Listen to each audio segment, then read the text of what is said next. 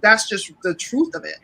Okay. Anybody else comment, Apostle? Or I would ask the question, what, because as I stated before, every relationship is different, and you have to know what you have.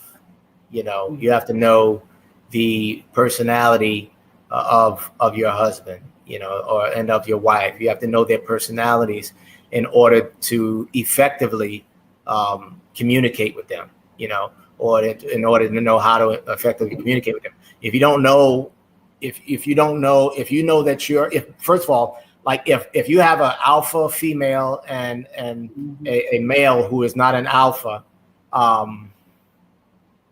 that may get along, y'all may be fine. But if you have two alphas in one cave, y'all gonna be fighting a lot. So I think for you, Tina, if he is a kind of a laid back, and if you knew this going into the relationship, I wouldn't suggest trying to change him. I would suggest, to know him and to know how he responds to you. One thing I would say for a man, and I think if I'm incorrect, you let me know. And everyone needs it, but I think for a man, his ego has to be stroked. And that's just, I think it's something in our DNA where we love affirmation. We love to hear, how well we did something. We love to hear, we love to hear that we are the Tarzan, so to speak. Mm-hmm. And I think that goes a long way. Again, I wouldn't suggest trying to make him the head if that's not his personality, and that it may not be. I'm sure if that's the case, it didn't start with him. Right. There's something along that lineage, that's in there to where a woman was the dominant role figure, and he and then I don't know, and it may have skipped a generation. We don't know, but there's something there to where he is just he's not that king. But just make sure, I would say, that he knows that he's your man. He may not be that king that you want him to be, so to speak, that take charge, type of person. I wish I could kind of go a certain route with it, but I won't. But well, I will. Well, I'll say this. For instance, I was never like a take charge. Back in the, how can I put this? I was always like a trash talker. I would talk a lot of trash, but I would never be the dominant person with regard to intimacy. And that's just, I just never was, I would like for the woman to have that kind of role. Mm-hmm. And that was a source of contention with my wife and I, because she was the type that liked to be dominated, and I was the type that liked to be dominated, but in the bedroom. And so I would be waiting around for her to make the move. She's waiting around for me to make the move, and everybody goes to bed frustrated, know. And so we had to have a conversation about this, and that's something that because I'm the head, I had to really work on. But at the same time, her knowing that, she worked on that side, knowing me. So it's goes back to what you were saying, Bishop. It's back and forth. It's give and take, and it's understanding your mate, knowing whatever they lack. It's like love covers that. You know what I mean? Don't try and step into that role because that's like Portia said, that's out of order. Right. But just make sure that he knows that he is your man, and be his woman. That's right. That would be my my suggestion. Warren, Andy. That's good. Yeah, that was great. I applaud that. And I could, as Apostle was talking, mm-hmm. It brought me back to a place where I felt like I wasn't the king. Mm-hmm. in the king's role, if you will. But my wife loved me through that. She didn't say, "But you're not doing this or you're not doing that," she just loved me through that. She still assured me, and just as Apostle said, stroked my ego to assure me, "You are the man of this house. I love you, and I know." And that encouraged me to get up, to be better, to do better, and not harp upon me of my shortcomings, but love me through my shortcomings, and it built me.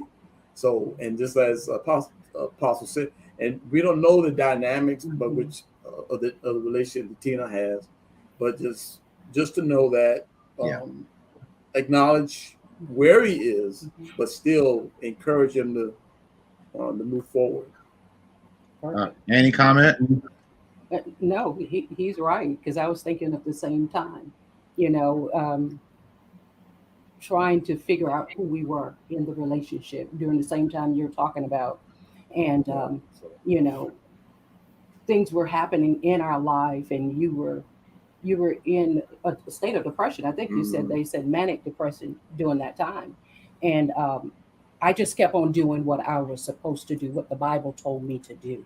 Sure. And he was quiet, but I kept on doing those things. When he came from work, the food was done, the house was clean, the kids were clean, everything was in order. When it came for time for us to be together, as angry as I was on the inside and not feeling socially connected, I did my part. Right. And then he came up, and I kept on stroking his ego. That is so vitally important. You know, keep telling him, because relationships, well, it goes all the way back to our upbringing. Right. People can break you down, and then past relationships have broken you down. You know, so when you get another person in that place, you expect the same thing. Right. You expect them to beat you down. You expect them to say you're never good enough, you're not doing enough. And so when you do the opposite, you're reaffirming that person, and you're filling their love tank. And that's what we end up doing, filling each other's love tanks. So the wives have said it correctly. I'm gonna keep it real nice, Apostle, because you know how I am. Ladies, just stroke the ego. You know how to stroke. Just stroke it. I tell you. Now, I'm gonna keep it nice, Apostle. You know how my mind works. I'm all right. when a woman first starts stroking, it's flaccid. It ain't working. Hello, somebody. But when a woman keeps stroking, it stands. It stands to attention. So I'm telling women all over the world, just keep stroking. Just now, I'm still talking about stroking the ego. I know, but what if she doesn't find it in herself enough? Keep stroking. What if the woman is not there, that she's been so maybe torn down that she can't find it in herself because she's empty of trying to take on the two roles? So I will tell a woman, then you focus on what's going right. Something's going right. Something that he does. Point that out. Again, stroke that bad boy until it is enlarged, and stroke his ego until it's enlarged. Then you say, you know what? Wow, I can open up a can of tuna. What else can I open? Right. Just stroke the man. Oh, I can open up tuna. Maybe I can do this. I mean, but again, what the enemy does, right? You got him going, Portia. Come on, baby, say what you gotta say. He in his own head, guys. Okay, he's zoned out now. He's gone. He's out. Control. Eagle has left the building. I know, right? Oh, sorry. So all I'm saying is that the enemy, if not careful, will have you focus on the negative. And nothing. I said in Bible college today, I say you can either focus on the problem. I guarantee you this: you focus on the problem, you'll never find a solution. No. And while a lot of women may do, I'm focused on the problem. No. What is the solution? What gets him going? If he loves football, ladies, that's a very easy answer. Where is favorite football jersey, nothing but high heels, ask him to do anything, I guarantee he will do. Because now you've tapped into his source. You're tapped into what interests him. Warren, I saw that smile. You tapped into it, and then you get better. So really, but what if it's deeper than that? What if it's not that surface thing? Like what does she do? Okay. Then spiritually, that's when prayer, and then. But what if she prayed? What if she prayed? Okay. So all right, let me jump in here. Let me jump in here. There was my wife and I were doing some kind of like therapeutic counseling, right? And the conversation was just going, everything was fine. And the counselor said, he said, Terry, I want to tap into you. I want to talk to you. I hear a lot, with Mary. And he just started asking me to tell him about, this area, like years ago, and he asked me to tell him about, my time in the Army and then time in the state police, yada, yada. And what came up was I felt as though I would get to a certain stage at every point in each career and it would get cut short. And I had never realized that, you know what I mean? Like I never realized what was happening internally until the right questions were asked, until I was made to go back and talk about just nothing general, not talk about, just tell me about this and tell me. And when I started to talk, the light bulb came on, and it was like, wow, this got cut short, that got cut short, that got cut short, which explained why I would have these feelings of being a failure. Now people may say, you a failure? What do you mean? Like I graduated high school at 17. I went into the Army. I was there for 5 years, right? I left that after 5 years. I went into the State Police Academy. I did that for 24 years. I was still in the Army at that time. I became a sergeant and then a station commander within the state police. I was on the SWAT team. I rose in the ranks of the Army, and that all looks good from the outside looking in. But within all of that, there were crucial pivot points that were cut short, that got lodged in here, right, and made me feel like a failure in life. And my wife couldn't understand that. And I didn't realize that. It was not until, I began to speak about those things. Right. And so, you talk about, well, what about if this? Sometimes you have to ask them to tell me about your childhood, because sometimes it just needs to come out. Yep.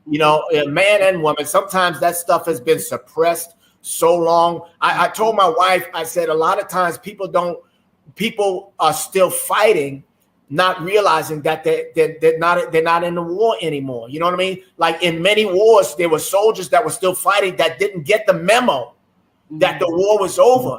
Right. And so they're still fighting. And that happens in relationships. Sometimes in your mind, you're still fighting, you're not realizing that, hey, you're not that little girl anymore. You don't have to attack anymore. You don't have to defend anymore. You don't have to do this anymore. You don't, because you're safe now, but it doesn't come out sometimes until you just really talk about it step by step, because I certainly didn't know. Like I'm telling you guys, I broke down when I was in my my previous marriage. The reason I retired from the state police in the first place, because the marriage was so toxic, and that was my way out.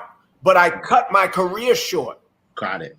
I see all of my buddies who are colonels and at the top tier of the state police now, but I had to cut myself short because I was in toxicity. Yeah. You know what I'm saying? Yeah. And even with the Army, so I had to cut that career short because I had to put out so much money going through the divorce. And so I had to leave that, and for them to give me a certain amount of money up front to so it was just cut and cut and cut. Yeah. Yo, I did not realize what was going on the inside until I was made to talk about it.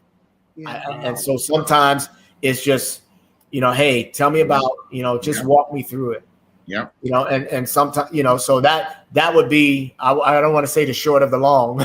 No, you make a lot of sense. And what I do, we call it, we have a lot of wounded warriors within us. Yeah. So you have, speaking about it all, I think, with Tina's situation as well, there's a lot of wounded warriors that are inside. Correct. It gives you enough to keep going.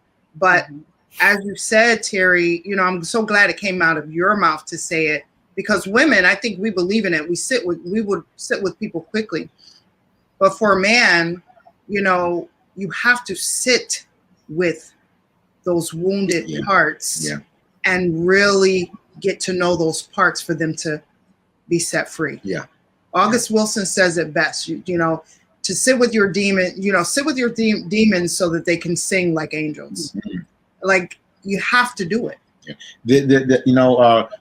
We're celebrating Juneteenth today.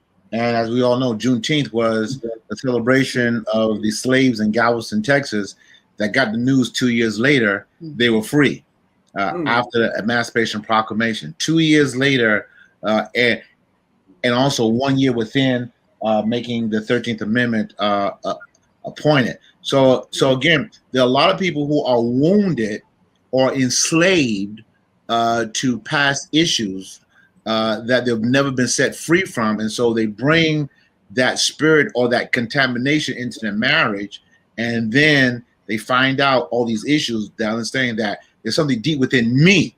So what the enemy does is that the enemy makes you point at your spouse, when in actuality, it's you. There are things within you that have to be healed. There are things within you that have to be reconciled. Because upon doing that, now you can move accordingly. But until that's reconciled, you'll always be in that same place. Warren, Annie, wrap this thing up soon.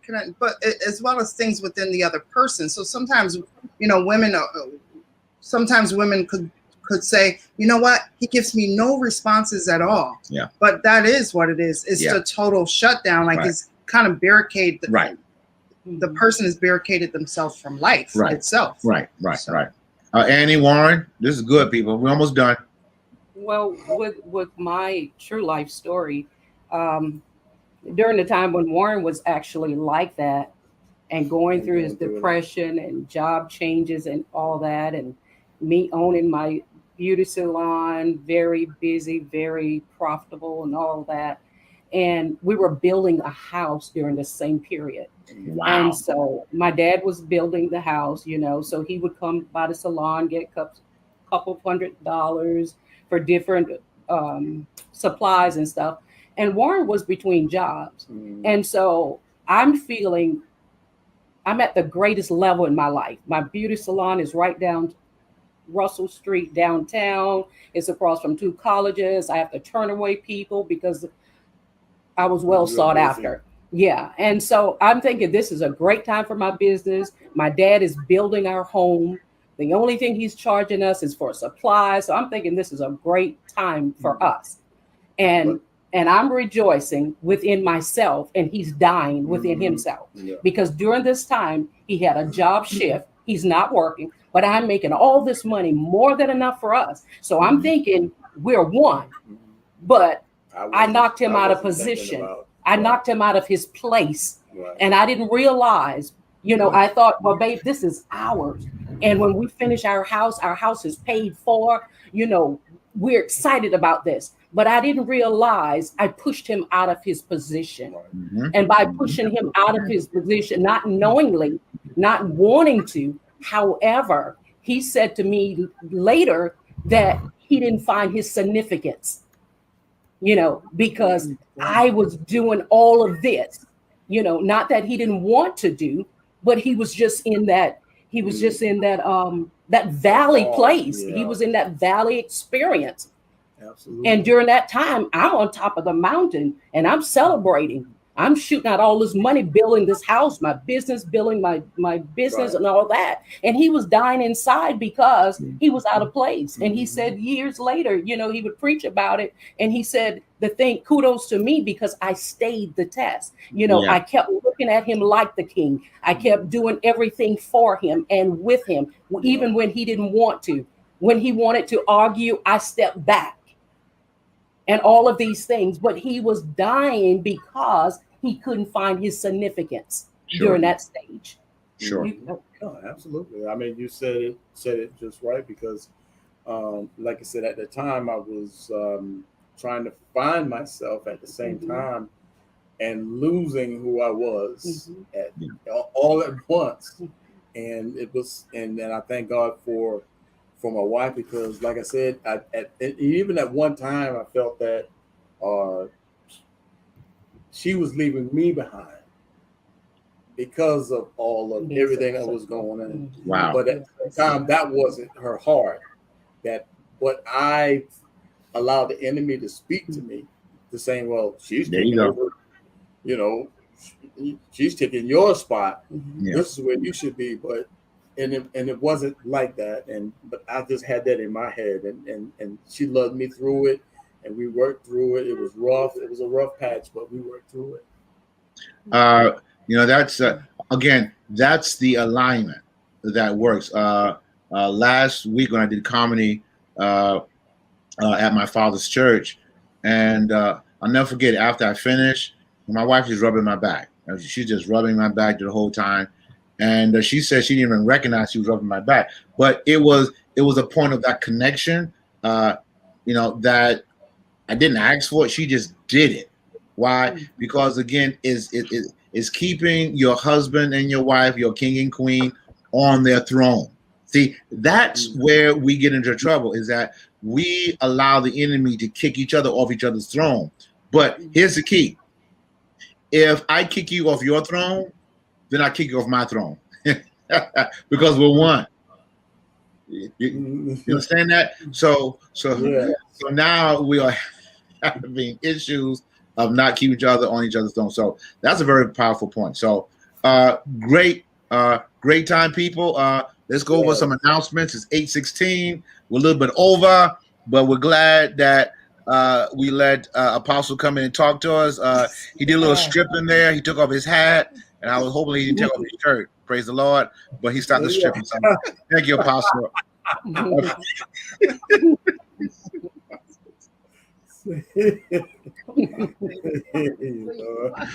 All right. My wife just texted me. She said to go ahead and take it off. Warren,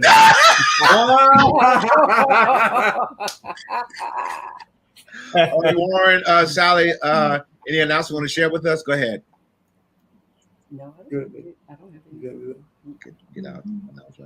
Warren, Sally, any comments? Any announcement you have? Just giving homage to everyone here until returning homes and for her safe travels when she gets back. But I just want to, just thank God for all of the listeners and for the people commenting, and we pray that their situations get that they can take the information that they have and our experiences and make their situations better. Amen. Annie? No, I'm good. Okay. All right. Apostle Terry, that's got to sleep. Any comments, sir? Yeah, I want to go back to Tina real quick, and I just want to kind of just reiterate and caveat on what you said.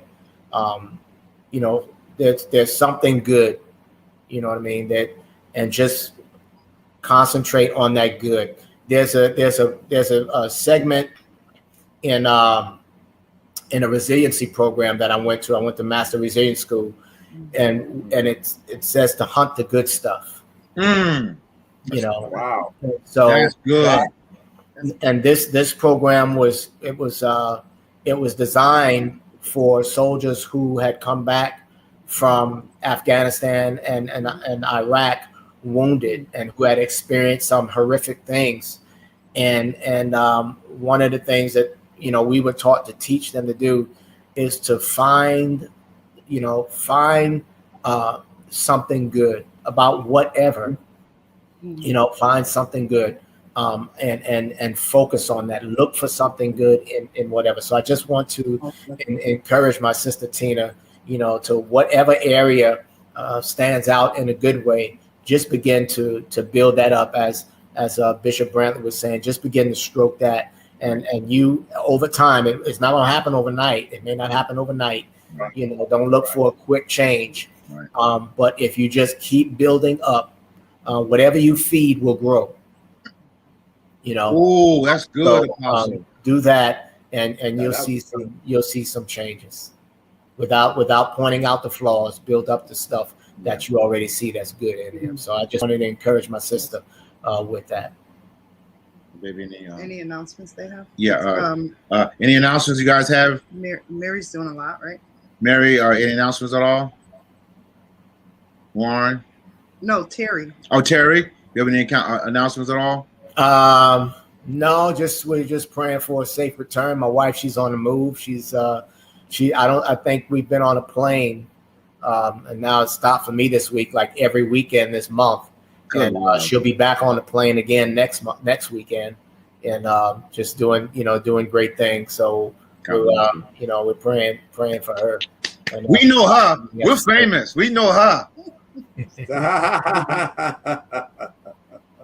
All right, baby, you have any announcements? No, dude. All right, so we have an announcement, and hang on. Oh, I do. I just wanted to say thanks to all of the listeners. Thank you guys for logging in and watching. We know that it's been like a long time that we've been like sitting here. So thank you guys for your patience. We hope as well that you take away something from all of it. And if there's anything that anyone needs, please reach out to either three couple. We are available for you guys, and we're here for you and to listen out for you guys and to help you along your journeys. All right, here's our announcement. Hang on, see if I can play this right here. Hang on.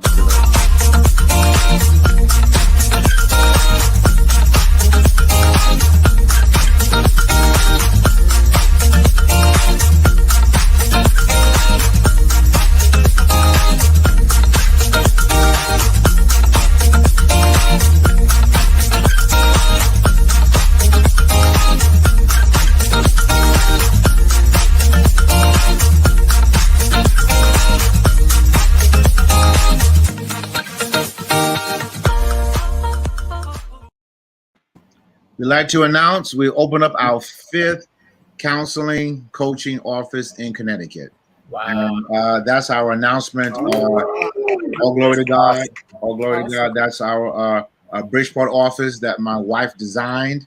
All this stuff you saw, she designed it. And so now we'll have an office in Bridgeport as well. And we give God glory and honor for that as well. So that's our major announcement. And our grand opening is on July 10th. So if you guys want to come out, so what's happening is Tim is joining me. I've always had a Bridgeport office, but now Tim is joining me, and we're doing the reopening of us together as opposed to just me by myself. So we're doing we have a soft opening now. We're actually seeing clients there now, and we're having the grand reopening on July 10th, and we're going to kick that off with some parts work unburdening meditation. So if you want that, please contact us. You can call the number of 475-242-8179, or hit us up here, go on our websites, look up our emails, hit us up in Messenger. I will be doing the unburdening meditation. I have about 20 years of grief unburdening meditation, which is a very large part of my practice. Some people do not want parts work itself. However, they do want the unburdening meditations, and they are very, very powerful. So if you guys want to do that, I will be doing that from 8 until 9. And after that, we'll have the just a drop in where you can come in for 5 or 10 minutes, sit and chat with us. We have refreshments, and you'll be seeing Black people. We have food. We'll have refreshments, and we'll be seeing. You'll see the both of us in person, and you get to just visit us in our Bridgeport office and just sit with us and chat it out with us and take a refreshment and and tell your friends, take some brochures, and that's it. All right, people. Thank you all for joining us. We'll be back in July. Lord said the same, and we'll come up with that date. So Annie, Warren, Terry, Portia, thank y'all. Mary, we thank you too. Yes, we miss you, Mary. Mary, please come back because Terry can't take it too much longer. You know how he is. All right. God bless you guys until next time. Peace. Take care.